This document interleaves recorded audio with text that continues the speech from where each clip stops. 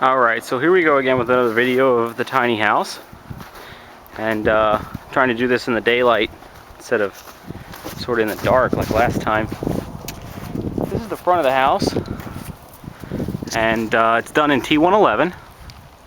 And it's overlapped 4 inches where you see the little ridges that we put. And my wife had the idea of the ridges. She liked that better than the flashing that would have to go up. So there's a 4-inch overlap on the T111, which will keep water from getting into the house. The windows that you see on the house are made by Pella. They are low E Aragon glass windows. They were special ordered at Lowe's, and that's where I found them. Got a great deal on them. The sliding glass door is used. It was recycled from Craigslist. Someone was remodeling and they had a sliding glass window that was really nothing wrong with it, so I got that from them.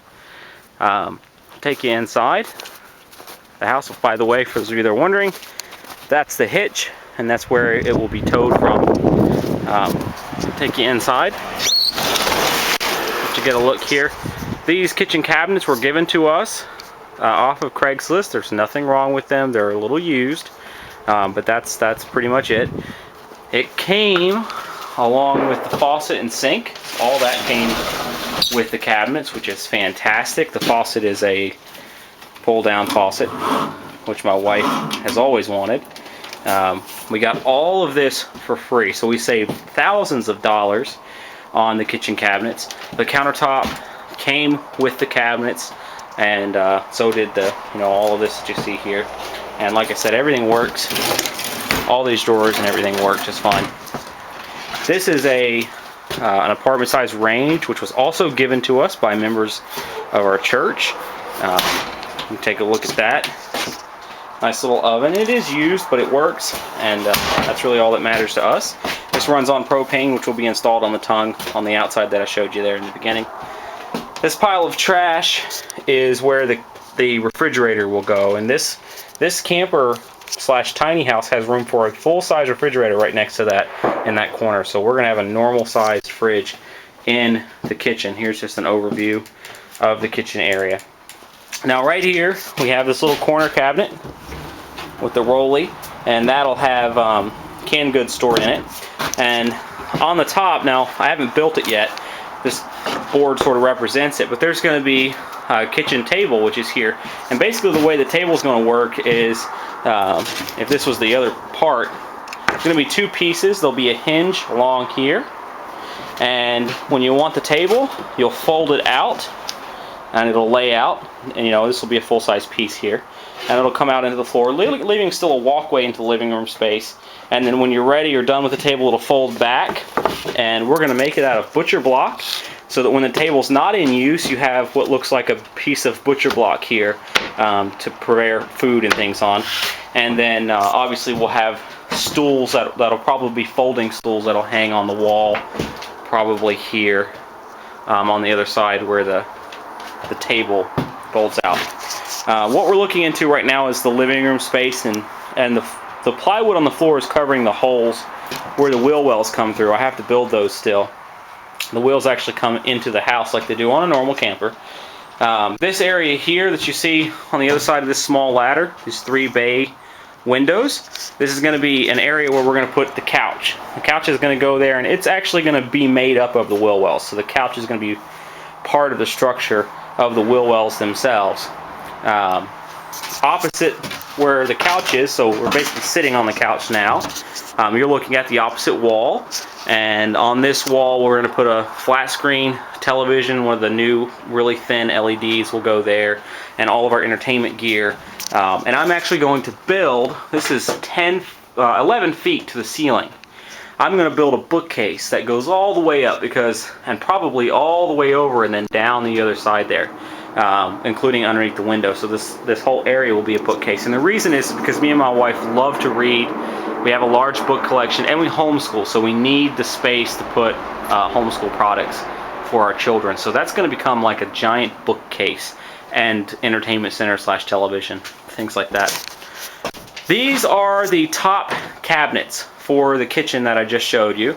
These have doors that match. They're just not in here. Those will go above. If you're looking into the kitchen, they're going to go above the counter, just like on a normal kitchen. So they won't be here all the time. But they're here to represent a wall that will be dividing the living room from the bathroom. So there'll be a pocket door here when the wall is built that slides open into the wall, and then you can walk into the bathroom. Now the bathroom is the most unfinished area in the tiny house, so I'm going to describe to you what you're looking at. This area that I've sort of zoned off, this is where a bathtub will go, and that will take a full-sized 60-inch bathtub. That'll go there. This cabinet represents what would be a stackable unit washer and dryer, which will go all the way up, to the ceiling like a normal stack unit would. Washing machine would be down here, and your dryer would be up here. That will be obviously your hand sink, and everybody knows what that is. That's your toilet. So if you're sitting on the toilet, there's room to look, right at the hand sink and open the drawers underneath. Get toilet paper here, and then obviously stand up and wash your hands when you're done. And then you're looking at, once again, washer, dryer, laundry unit, bathtub, and probably above the toilet here on this wall, which will be built, there'll be storage for towels and things like that.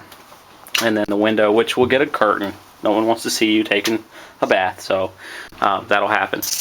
Now, this tiny house or camper is 24 feet long from end to end. So what we're looking at, the kitchen is 8 foot wide from here to the back wall. You have 8 feet. In the living room from here to the wall here, you have roughly 9.5, almost 10 feet. And then from the edge of the wall and you have 6 feet. So there's actually going to be a little bit of space here for more storage between the bathtub and the wall. Sleeping arrangements are up there. So I'll kind of scurry up this little handmade ladder and just show you. This loft will be my boys' room when it's finished. This is where they'll hang out. There's plenty of room here for them to sit or crawl. And actually at their ages they can almost stand in here. Nice little window. They'll have a double bed. Their toys will be stored up here. There'll be a small custom-built dresser, which will probably be one on either side of the windows there. One for each boy for their clothing, things like that. And we're probably going to install a small flat screen television up here for them. And the reason is because of the size of the house. So they need to have their own space, and we're going to work on giving them that here. Looking across the loft span is our loft, and there's some extra materials up there, but that will be our bedroom loft. Same idea, both lofts are 8 by 8 roughly. We'll have a dresser which will house mine and my wife's clothing, which will have to be limited, so we're going to have to get rid of a lot of things. And our bed, and probably some small custom-made desks and chairs that are low, so we don't bump our heads on the ceiling, where our laptops can sit, and we can have kind of our own space. Now, that loft's going to be open, so there's going to be railings up, like stair rails or deck railing, so you can actually look from our loft down into the rest of the house. This loft is going to get a wall, which will be built all the way to the ceiling, and then there'll be an opening left for them to access their ladder. And that's, once again, so that they have a private space where they can go and play with their toys and kind of just be kids. And then obviously toys are going to be kept down in the living room area, things like that. So this is the tiny house build so far. A lot of stuff was given to us, which has saved us just tons and tons of money. The windows I got dirt cheap at Lowe's. I paid pennies on the retail dollar for them because they were mistakenly ordered, and I ended up with them because of that. The lumber was culled lumber, recycled lumber, lumber from other projects that the house was built from. The trailer frame that it's built on was an old camper that was ready for the dump that I sort of recycled and made into this house. And we're going to move into this thing when it's finished, probably in April of this year, or maybe midsummer. It should be done. I have plumbing left. Obviously I have the siding on that side of the house to do. You can see the siding on this side is up.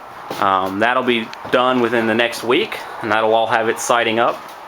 The roof will be done within a month, and then it's plumbing and electrical work, wiring, and the house is going to be wired to run on solar power and a gas generator for self-sufficiency.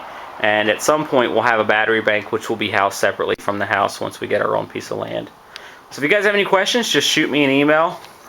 Be glad to answer any questions that you might have about the build, about where I got the design and where I got the idea, and how to start looking and planning your own tiny house.